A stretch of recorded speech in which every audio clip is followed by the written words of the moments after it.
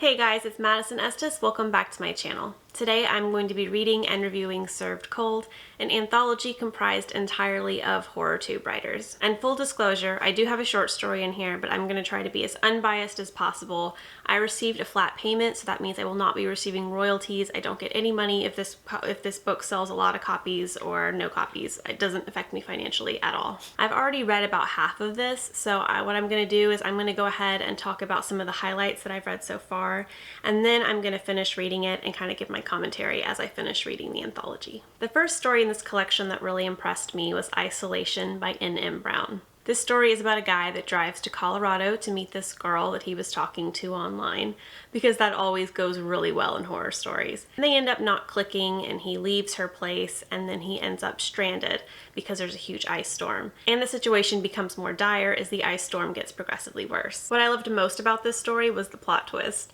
I did not see that ending coming, and I'm usually good at predicting endings. And the twist was executed really well. I went back to the beginning and read parts of the story again to see whether or not, that twist was set up, and it was. There was some details that I did not notice the first time, and when I went back and read it, I was like, wow, this author put a lot of effort into making this twist feel like it was foreshadowed. The next story I want to talk about is This Grey Winter by Mihalis Georgostathis. This story is about a group of survivors that are living underground after a bunch of bombs have got off and made the surface of the earth uninhabitable. The surface is freezing cold because the cloud of ash will not allow sunlight to hit the earth. This story revolves around Jeremy, who is the chosen one. The chosen one is supposed to be the one who goes to the surface of the earth and, finds resources or finds a way for them to live on the surface of the earth again. I felt like the world building was incredible for a story this short. You really get a sense of how dark and how cynical this world is and how desperate their situation is. Even though I saw the ending coming, I felt like it was executed really well. I felt like I got the emotional response that the author was going for, and there was a few really disturbing details at the end that just kind of linger with you after you read it. The next story I want to talk about is the one that has been my favorite so far, and that is Orpheus Descent by Andrew Lyall. This story is so good that I'm lucky if I open up an anthology and I find one story that I like as much as I like this one. It was just so morbid, so atmospheric. I absolutely loved it. 6 out of 5 stars. This story is about a guy named Callum who is hired by a rich billionaire to navigate a submersible in the Arctic Ocean. As they're navigating, something malfunctions, of course. They end up dropping 1,000 feet below the surface. They're on the ocean floor, and they're calling out for help and they're not getting a response. The main character begins to speculate that maybe their submersible was sabotaged, and I can't get into any more details without going into spoilers, but I just want to say that I thought that the twist was not one that I saw coming, and I thought that the final image was very haunting. The story felt so claustrophobic, and I'm not really a claustrophobic person. I went to the Saw escape room in Vegas, and I was like the first one to volunteer to go down the crawl space in order to get one of the clues that we needed. I'm not super claustrophobic, but this story made me feel claustrophobic. But there's a difference between being afraid of small spaces and being afraid of being trapped 1,000 feet underwater, and I felt like the author did a really good job of taking advantage of the atmosphere and using it to its fullest potential. So you are all caught up with where I'm at now. As I said, I only wanted to talk about some of the highlights. I'm not going to talk about every story in this anthology. I'm going to go ahead and get started reading, and I will give you some feedback on some of the stories as I'm reading.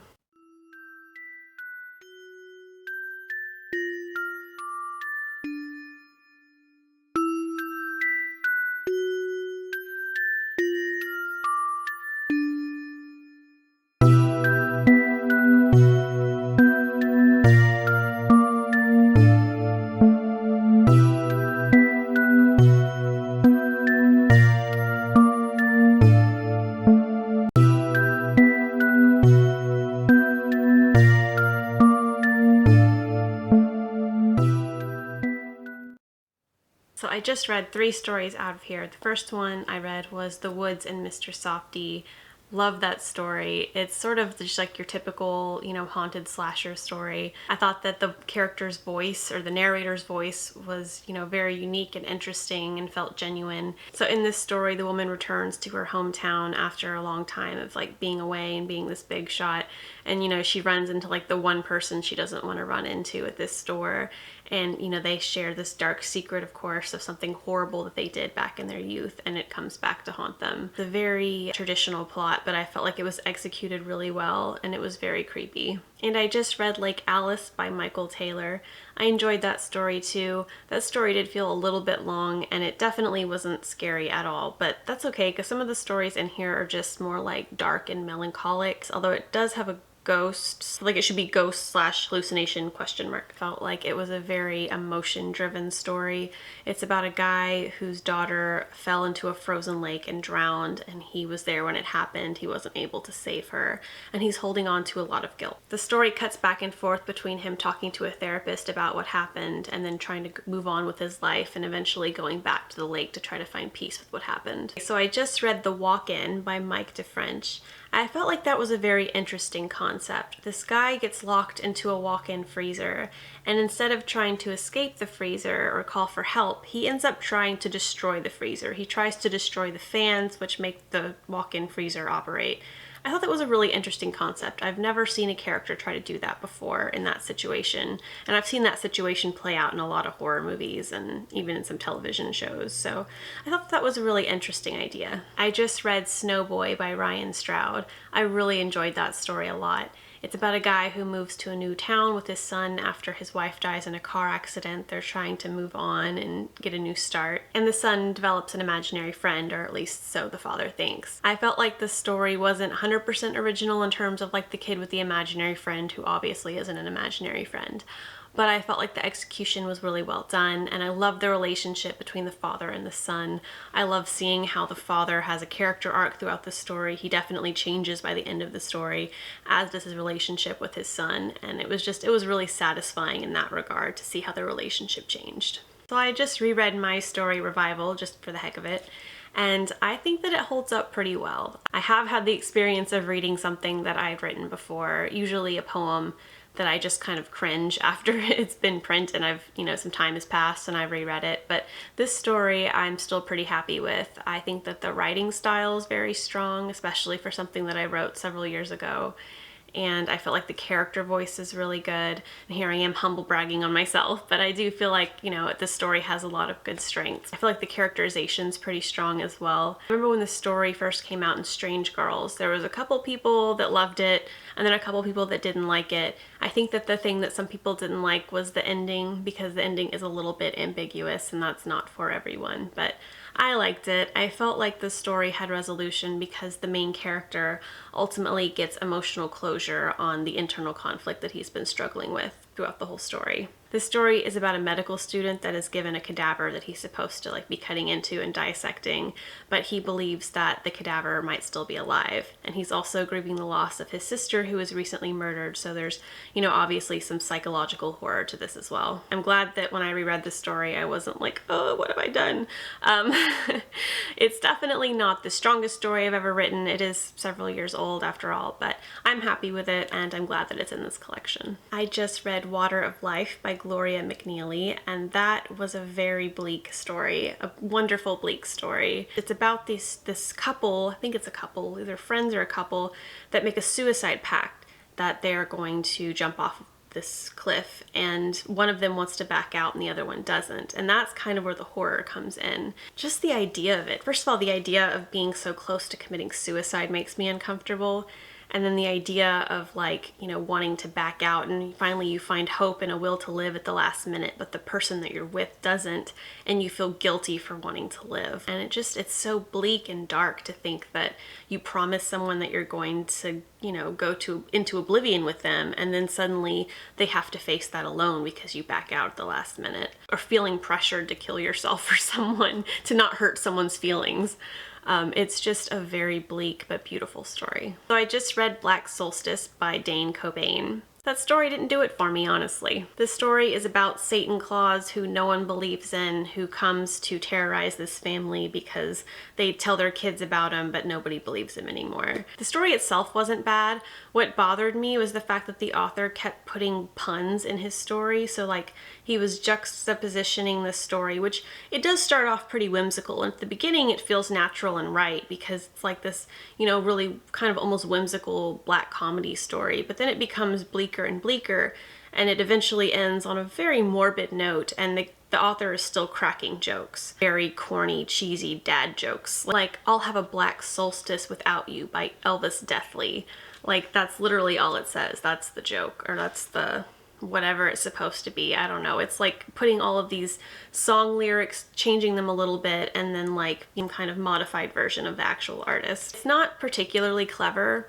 I'm sorry, that was a little brutal, but it's just not clever, and I feel like maybe in a goofy, whimsical story it would be fitting, but for a story that becomes rather bleak towards the end, it just felt like emotional whiplash. Like, corny joke here, something disturbing happened here, corny joke here. It just didn't work for me on any level. I felt like I couldn't take the story seriously.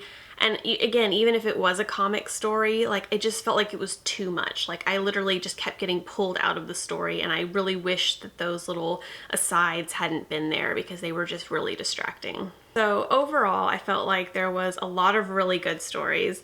There was a few that I was just kind of lukewarm about, and then there was just that one that I really didn't care for. But overall, I felt like it was a really strong anthology, probably one of the best anthologies I've ever been in, aside from like some of the roadkill books. So I would give this a 4 out of 5 stars. I'm very picky about my 5 stars, especially for anthologies. But you know, like I said, there was that one story, Orpheus Descends, that was so good. So good. Like, it is very rare for me to enjoy a short story that much. So I would definitely check out this book. I would definitely recommend it. I feel like there's a lot of really strong stories in here, and you know, also maybe check out some of the other horror tubers in there. I'm definitely planning on doing that. One of the things I really liked about this anthology is that there was a good mix of like traditional horror stories that have like something frightening happens and then there's a twist at the end, kind of like something from like Tales from the Crypt. And then you've also got a lot of emotional horror stories, like, you know, Water of Life and Lake Alice, which are both coincidentally about bodies of water. But yeah, there was a lot of good writing in here, a lot of really interesting voices, particularly some of the stories that were written in first person have a very distinct, interesting voice. And there was just several stories, I would say, at least 4 stories that had plot twists that took me by surprise. There's a couple of them that I could tell, like, as it was getting really, really close to the reveal, I was like, oh, I bet this is gonna happen. Like, if you don't call a twist until, like, right before they reveal it, you didn't actually call the twist. That's my reading logic. So there was quite a few surprises in this collection, which I really enjoyed. And another thing I really enjoyed about it too was the theme. It's about cold, and most of these stories are about cold weather. It was festive.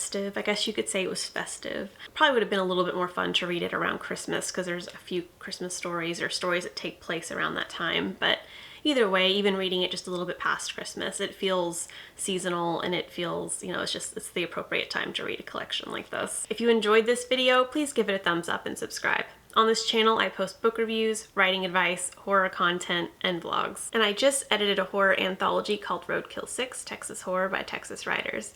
I'll include a link for that in the description box below if you want to check it out. Thanks so much for watching. I'll see you later.